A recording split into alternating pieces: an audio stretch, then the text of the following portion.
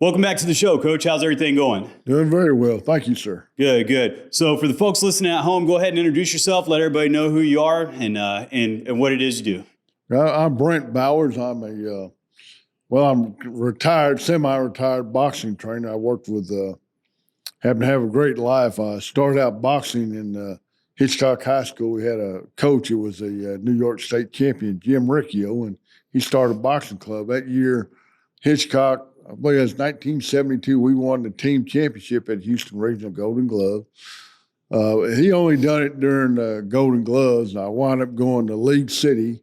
They had a boxing team that done it full time. That was with Walt Haley. Still, though, next couple of years when Hitchcock, I fought with Hitchcock, but I trained a lot with League City and was out of League City Boxing Club there. League City's just a few miles.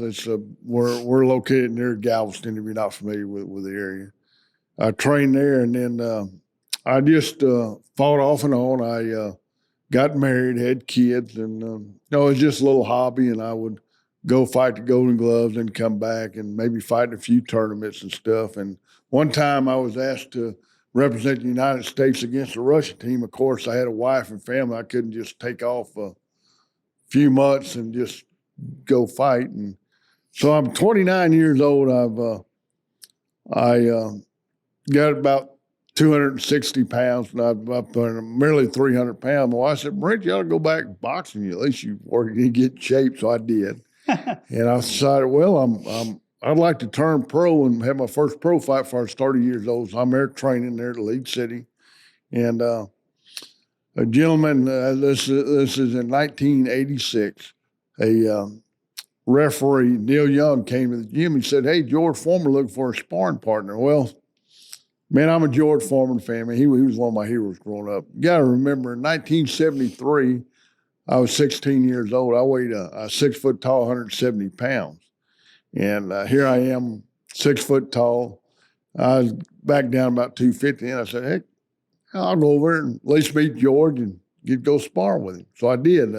My trainer, Walt Haley, at the time, he went with me. And I go down there to his gym, and George is he comes out, not saying much, and they're playing. He's got the music going, Sweet Chariot coming forth to carry me home. I said, man, what did I get myself into? Yeah. And so. Not exactly a good sign, huh? No, I didn't know what. But what happened is, see, George, he came back. He didn't want to hit nobody. He really didn't want to fight no more, to be honest with you. And what he would do is he would hit me on my shoulders. And, man, I come on bruised all over my arm and stuff. He never hit me, and I couldn't hit him. Well, Charlie, George trainer, said, Brent, he taught me what Marciano would do. He said Marciano would duck down and hit him. So what I done is I started, when he went to reach I would duck down, I started hitting him. Well, then George started firing punches. When he guys started getting hit, he started firing punches back. And I do punch pretty hard, and I stay on him, and I throw a lot of punches. That's the way I've always been. So that got him punching. So we got George punching. But in the first, he really didn't want to. I want to fight, to be honest with you. Why is that? What was kind of keeping him from wanting to box anymore? His preaching, and he said he'd never fight again. But I started going to his church here, and what was funny, here's a guy broke. He had no money to even pay me. What they done, they gave me gas money. Now, I live 50 miles from the gym. They would give me gas money. That's all I could get. But and I accepted that. Being with George, that was something else at the time. So I'm a pipe fitter at a local 211, the pipe fitter's local, and we were off. I was drawing my unemployment. So, what the heck, I might as well do it. So then I'd go over there, and what happened is, see, George doesn't like the risk. See, I got to where I got in shape where I usually went 6 rounds. Or what I would do is I would go around, and then he had his lawyer, he had his doctor, he had another big guy that came in, and while I'm resting at 1 minute, they going around and they hit George for 1 minute. Of course, George never hits these guys. Right. But that keeps him going. So then I go back in for 3 minutes. Right. And I'm punching, he's punching back. And then the doctor, the lawyer, friend, they come in and they're punching at him. Right. But he don't hit them back. He just catches and moves. So that's how he started his comeback. And that's how he done it. Yeah. And did you notice whenever he started his pursuit, he had a significant amount of weight that he lost whenever he first got back into boxing, right? Yes. What do you know what it was specifically that kind of helped him propel into making the legitimary comeback that no one else has ever done? Well, before? he loves to eat chicken. He ate a lot of chicken. He walked a lot. It's the way he started his comeback is, remember he weighed 315 pounds. His wife would drive 5 miles and he walked home. That's how he started his comeback. Now, everybody thought it was a big joke when I told him I was that old fat old guy. It was just a big joke. When he started his comeback. Yeah, and then to come back and to do what nobody had ever done before is it's just epic. Well, and then too, he couldn't get no trainers. He went all over. He asked several trainers, top notch, turned up. They talked to him. They kind of, they just kind of shunned him off. What he done was incredible stories about Charlie Shipes' training. He was a welterweight champion of the world, and he was in prison. He was a millionaire at one time. He became a major drug distributor in California. Plus illegal drug. Plus he was on drugs himself. Well, he got locked up. He said one of his friends told me one of the properties they sold in the early 70s, they sold for $1 million in L.A. And then they took everything. His wife turned evidence. She got to keep their home. But Charlie said, man, nobody even visited me. Had nobody even send me a pack of cigarettes or nothing.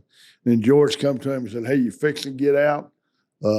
Would you come train with me? And Charlie said, Brent, I had nowhere else to go. I'm just saying what she said. I told George, man, you're just a growing boy. You've done everything to convince him, let's go back in the box. Let's do it. Let's do it.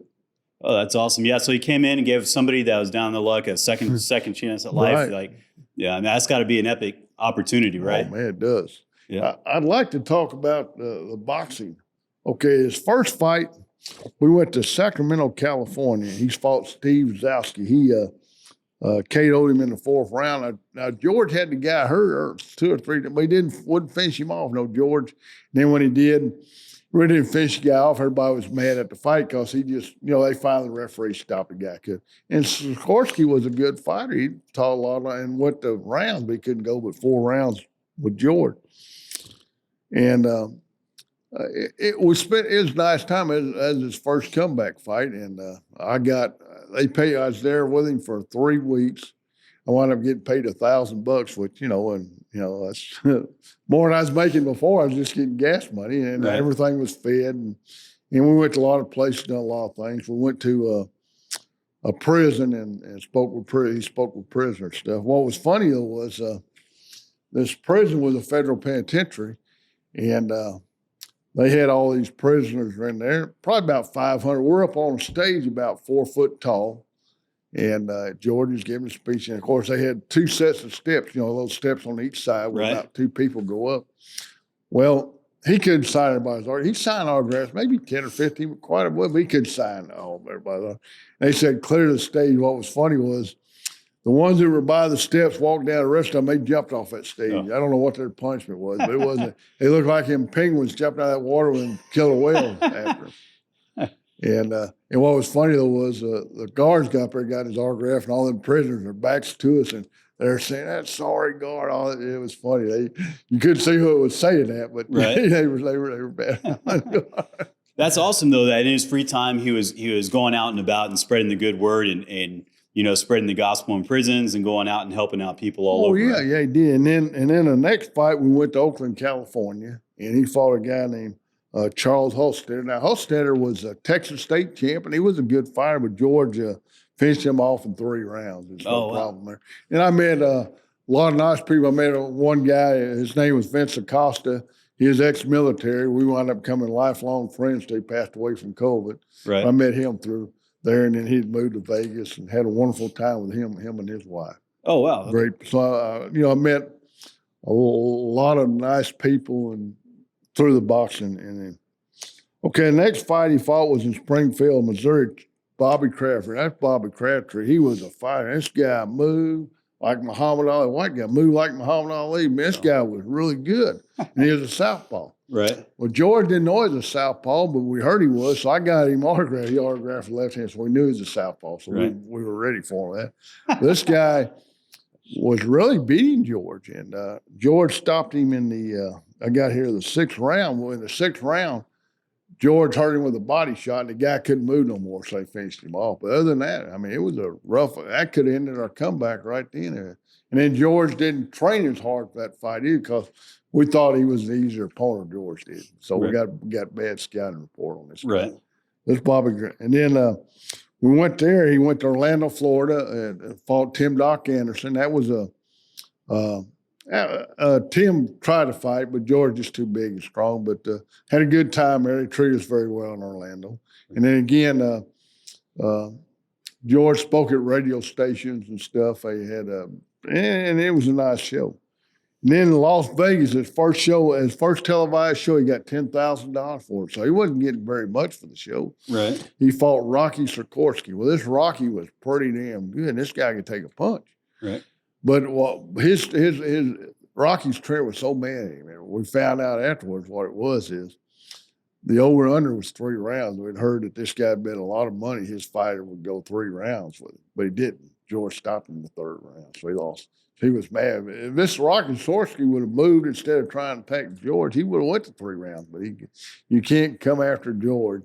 Too much power, huh? Yeah. But he didn't go down, but he was out on his feet. But I was wondering why he was so mad at his fighter. That's what it was. We found out. And then he fought Tom Trim. You know, he's from Houston. Tom Trim would actually beat me in the Golden Gloves years ago. He was he had unbelievably long arms. They hung down to his knees. But George stopped him in the 1st round. You know, so George caught him right off the bat. Then he fought Wando Train in Las Vegas. I believe this guy was from Italy. He looked like Rocky Marciano, but he couldn't fight like Marciano. He went 5 rounds, George. But he looked just like Marciano. Right. Then I'm pretty sure that was the one. Maybe I'll look down here further. Now, when he was preparing for these fights, and you were there, obviously, you know, you were sparring with him, and you saw his training regimen.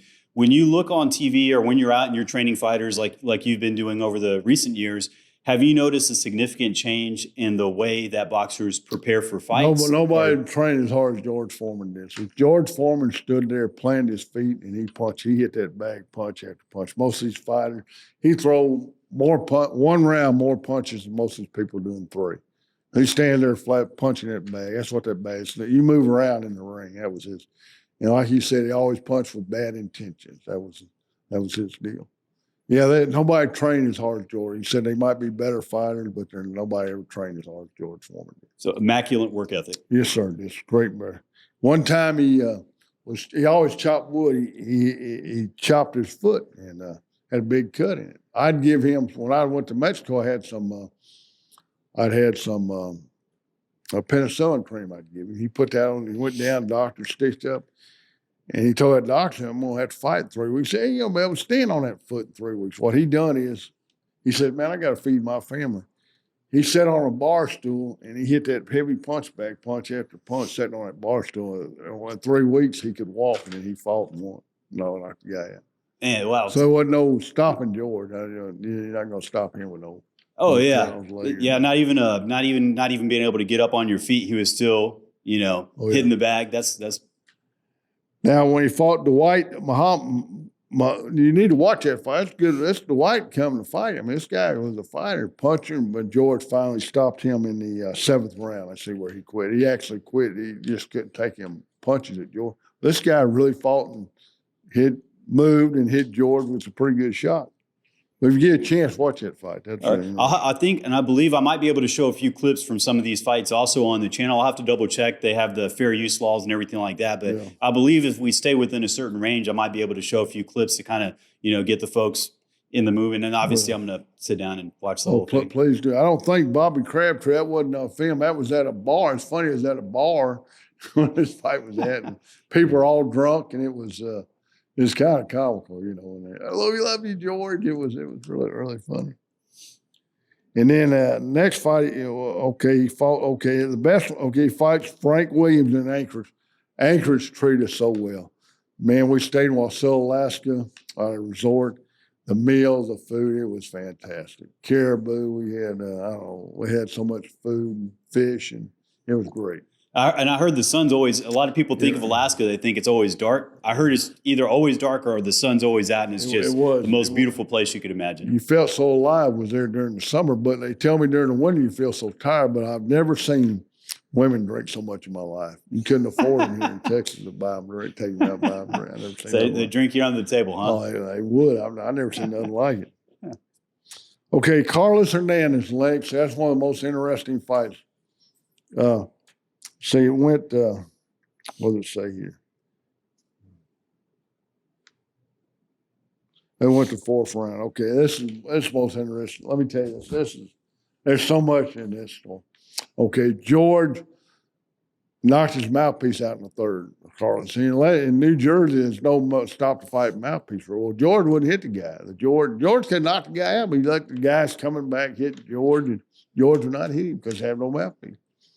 So the fourth round, of course, George, he has mouth. George right there knocked the guy out. Well, they asked George why he did not knock Hernandez out. Why did he go ahead and knock him out? He said, hey, I'm 30 years now, I'm preaching on the radio, and this guy's holding his grandson, telling him, grandson, this is the guy that knocked my teeth out. I couldn't do that. Then after that, they changed the rules in New Jersey. They stopped fighting. Let you put your mouthpiece.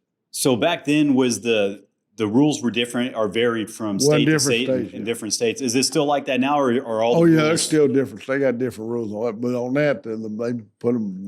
They had the mouthpiece put back in. Now. Oh, yeah. Well, I mean, that's a very gentleman thing of him to do and a very risky thing to do. But, I mean, with that kind of power and strength, I mean. This guy could punch now. He was a heavyweight. He was a fighter. But what was sad, too, Eddie Futch was his trainer. What happened is Eddie Futch was training Michael Spinks. And he fought Tyson the week before. We fought the week after. Well, he knocked Tyson. He knocked Spinks out, but then this guy was Spinks' sparring partner, and this guy also trained Spinks. Well, after the fight, he's telling everybody that Jordan needs to retire. Well, what do you tell your fighter? Your fighter just got knocked out by this guy. What do you tell your fighter? He needs to quit too, I guess. I just couldn't believe the guy had said that. Right. And of course, Hernandez and George fought in Fort Myers. I don't remember much about that. But he fought Bobby Hintz in Auburn Hill. And then he fought Tony Fuji in Marshall. That was George from Marshall, Texas. He knocked him out too. Fuji was a good puncher. George just went in there and knocked him out. And then in Bakersfield, he caught a guy named Dave Jekyll. Well, Dave Jekyll was like 6'5" tall, or 6'6" tall. And one of the things I would do is I always went in and watched them wrap their hands. I had the hand wrap. Well, the guy didn't know how to wrap. So I went up wrapping his hands. So everybody said, George asked Doc, which one of the trainers says, Doc, Brent watched him wrap hands. Yeah, Brent wrapped his hands. The guy didn't know how to wrap his hands. So he knew his hand wraps were good. It wasn't nothing in his hand wrap. Right. So that worked out good. Of course, George knocked him out, in the first round. And then, Mark Young, Rochester, New York. That was a fight. Now, this guy could fight. Now, this guy's a good puncher. This guy was big. He said, I'm not going home without a victory. If I don't beat you, I'm not going home. He's from somewhere in Louisiana. So this guy fought his heart out. George finally in the seventh round, he hit him so hard, he screamed like a woman. And he went face down. I mean, screamed like a woman, and then face down. So we're back on the plane. And George's brother says, man, Brent, I guess old Mark's still in New York. You ain't going back home without a victory. Right, yeah, after talking all that stuff, that's funny. Whenever y'all would travel for the fights, whenever you were getting ready to go to the location for the fight, did you show up 1, 2, 3 weeks or a couple months in advance to the location? We usually go there a week ahead of time. A week ahead of time. At least 5 days ahead of time, yeah. Okay. And is that during that 5-day period before the fight, is George still training hard, or is he just lightly training, or is he letting his body kind of recover? He trains harder than most people regular train, but it's lighter training for him. And then what was nice too, they always had stuff for us to do, like we'd go to a show maybe. George loved to go to movies. I'd go to the movies with him, several things. Oh, we always had things to go and do, we would do things. Or he'd go preach, and several times he'd go do some preaching over there. That's pretty cool. Yeah. We always had something to do. We was always doing something, said just boxing. That's awesome. What kind of movies did George? Well, he used to go watch? loved the old movies. I remember when it was MGM, we went and seen several of the older movies. It's been a long time. Oh, that's pretty neat. Yeah, MGM. One they had the old movie theater still there, and it was, Oh, no it was way. nice. Yeah, we used to go there all. Yeah, it was nice. Yeah, George loved, and then George loves basketball. We go down with in Vegas, always go watch the big screen basketball when it was going on. Oh, that's pretty neat. Yeah. Okay, and then this guy Emmanuel Clay D'Amato. I don't remember much about him. George stopped him in 3, but JDB Williams in 5. That's that picture of me. George telling me I'm fixing to knock this guy. This is in the corner between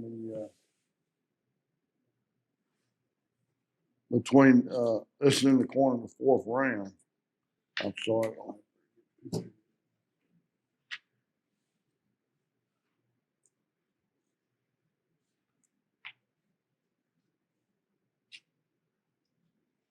Oh, is that the one where George told you to go get him a cheeseburger because he's getting ready to go knock somebody out?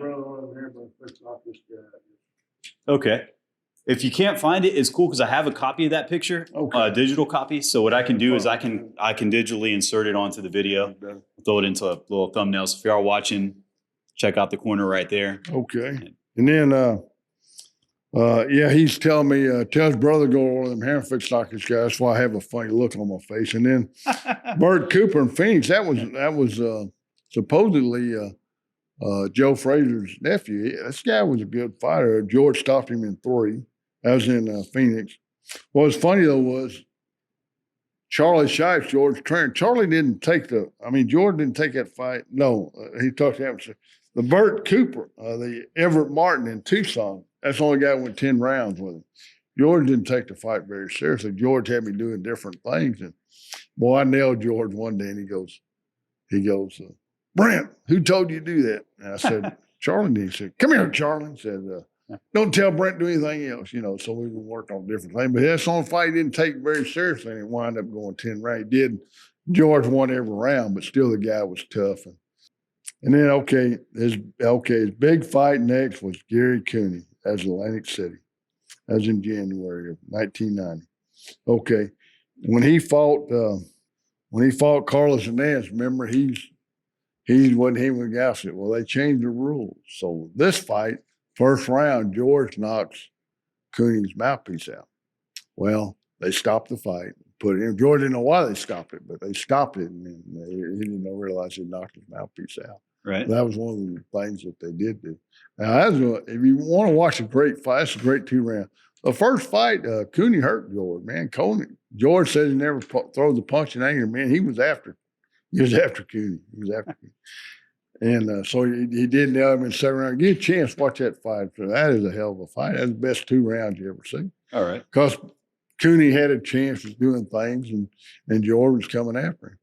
But what was funny was, George had only been making he was only making $2,000 or $3,000 a fight. He finally got his first television fight was $10,000. Well, they're giving him $1 million to fight Cooney.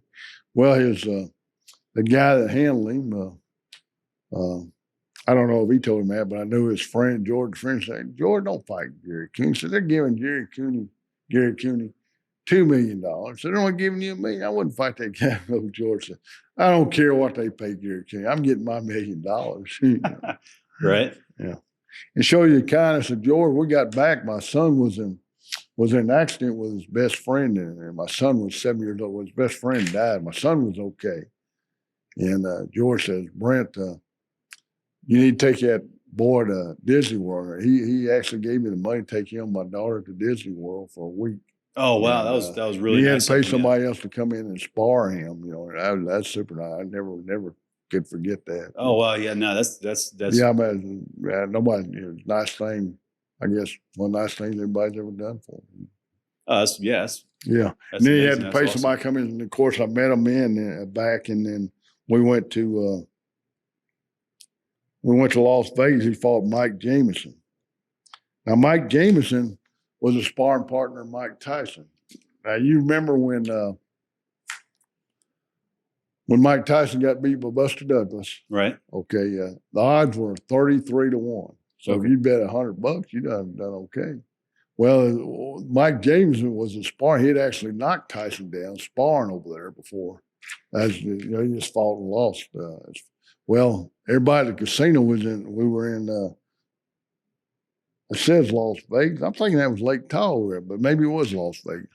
But Las Vegas, everybody at the casino told me that they had bet like $10 or $20 on Mike Jameson because the odds were 33-1. Of course, George stopped him in the fourth round.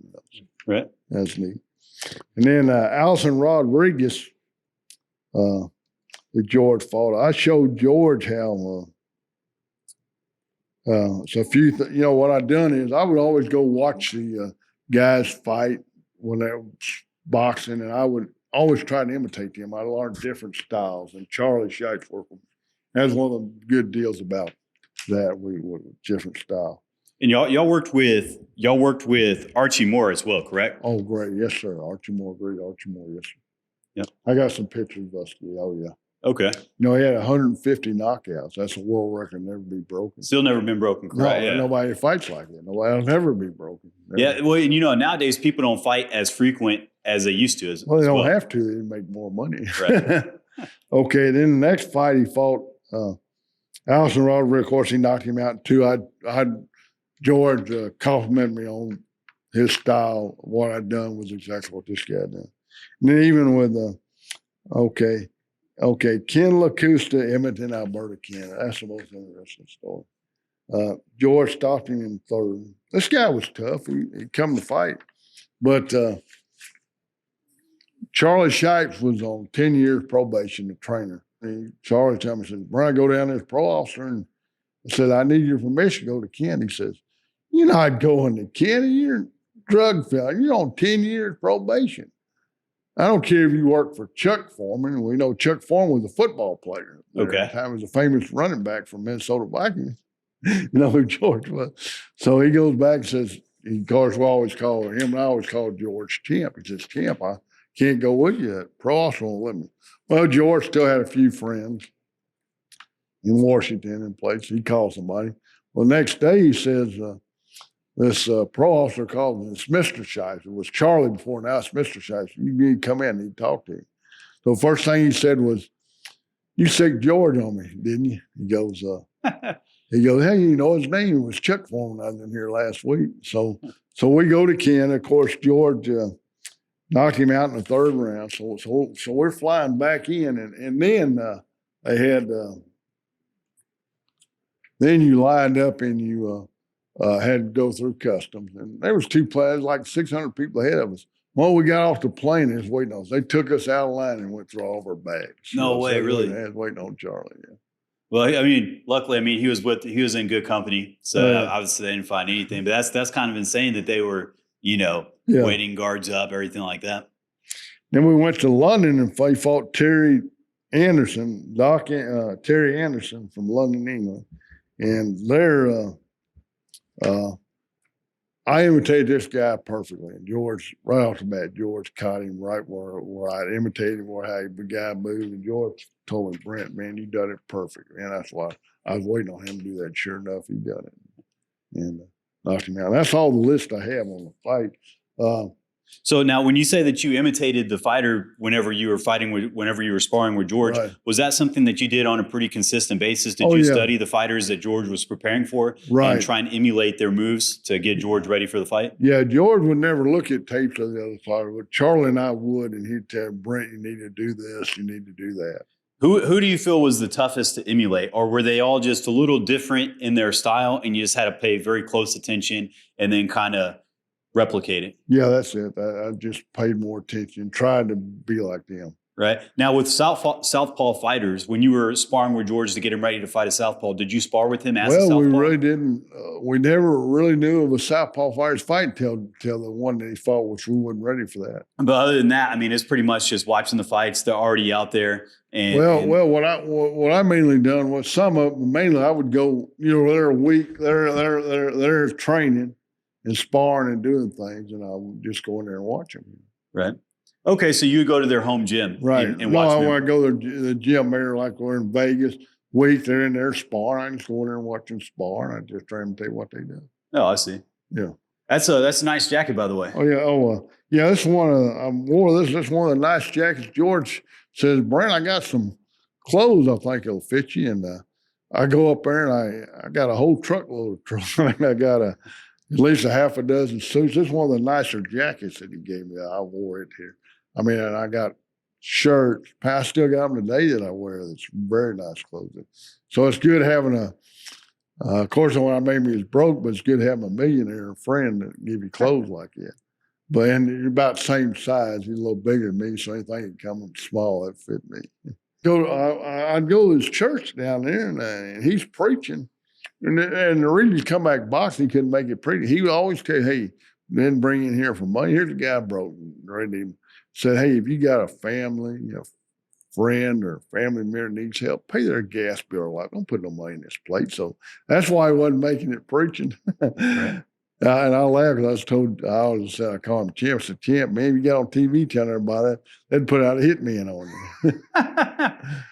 But that shows where he was preaching with sincere intentions, yes, and I mean, I had the honor and privilege to go with you to meet George and to listen to one of his sermons. And I mean, he's just all around great guy, larger than life. You'd never in a million years, if you didn't know George and you went there and watched him preach, number one, the first thing you would notice is you could feel that the Spirit of God in that room, yes, So he's sincere, he's with his relationship with God. That's awesome. Praise God for that. And he's still strong. He still has he doesn't move like a man in his 70s. He moves like a man with purpose, with a lot of life still inside of him, which he does, and I guess that's one of the benefits of just moving with pure intentions, right? Yes, sir. George would have been upset if he'd known, but when he fought Michael Moore, several of us had made a bet. Charlie Shives gave me money to bet on George, and I'd had some money I'd saved up and I'd bet on George when he fought Michael Moore. The odds were 3.5 to 1, and so I had said, well, I got a little bit more extra money. I'm gonna go make another bet. Well, at fight time was only 3 to 1, so I didn't make that side of the bet, that last bet. But when I seen Charlie, I said, "Man, you get a chance to make your bet." He screamed like one. Ah! I said, "No, I'm just kidding, Charlie. I made you bet for it." He thought I didn't make his bet for him. This is, I want to show you that. That's me hitting George with the right hand. All right. That's in Vegas now. He had, it was funny because that was at Caesar's Palace, Las Vegas. Everybody come up wanting my autograph after working out, and George looked at him funny. Well, then you see, here I was making gas money. When he started hitting it big time, he was paying me $1,500 a week to spar. Then he gave me extra money while working as his cut man. That was us.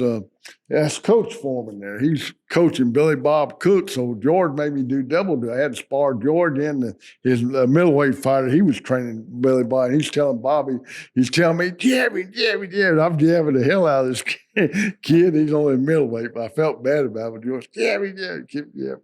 So. And when you were training George's son, George Monk Foreman, yes, sir, he made you an offer when you were sparring him. Yeah, he told me. Oh yeah, I'm 55, but I still throw a lot of punches. I stayed in shape. George says, "Brent, you knock my son down, I'm going to write you out a check $10,000." And he said, "Right now, I'll write you out a check and got my checkbook here. You knock him down." Man, he wouldn't let his son hit me. His son had to work on defense, catch and move. Man, I'm throwing everything but the kitchen sink, and I'm chasing him down, man. I can't get him. Well, I tried. I've done my best. But every time, Brent, I've got that $10,000 check here for you, man. That's nice every time you but I couldn't do it, man. I tried. Kind of felt sorry for Muck, but I was trying to get my 10 grand. Never got it, huh? Yeah. But to show you some of the celebrities, this is the tallest living American. He's been on TV. He's 7'8", George Bell. He's one of the people we met. Oh, wow, that's cool. And of course, the actor Gene Hackman, he was very nice. I met him. He come and he was very nice. So he's a big guy. Most of them actors are small. He's not no little actor. He's not no little guy. And y'all bump into him in the casino? Was he at one of the fights? No, he come to the fight. That was the one he fought Evander Holyfield. Okay. And then this is Jake LaMotta. He come to our workout.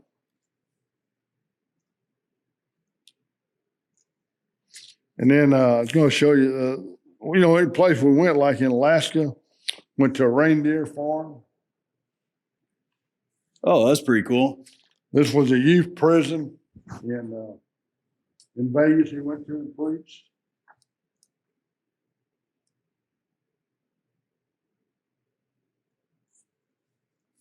This is him and I. A lot of times, right before he fought, he would take his headgear off, and this is me sparring him. I was in California, me sparring him. So July 9th, 1987, Oakland, California. George Foreman KOs Charles Hoster, the third round. Photo, Brent and George are sparring in the local gym a few days before the fight. Okay, and then I was going to show you, this is his 30 years of ministry work. He had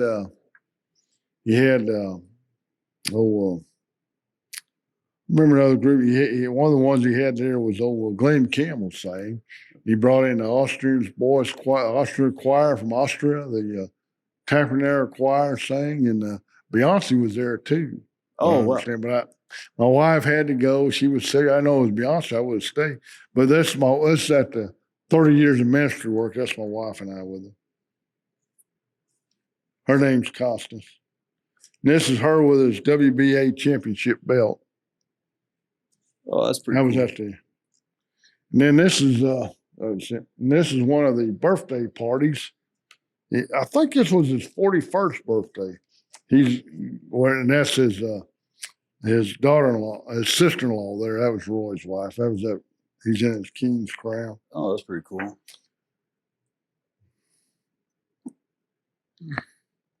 Now, this is interesting. This is in California here.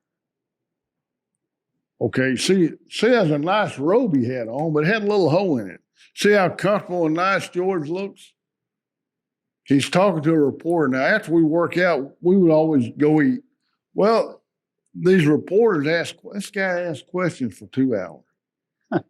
2 hours.